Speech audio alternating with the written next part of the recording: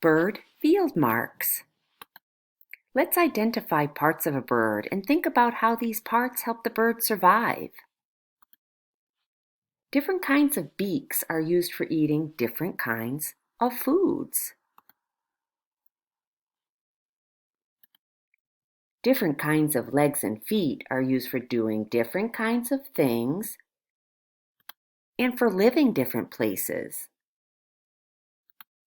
Different kinds of eyes are used for seeing in the day or night, or for far away or close up.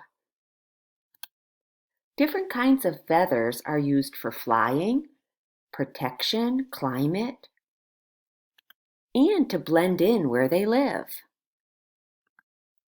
Now you know some of the important parts of a bird.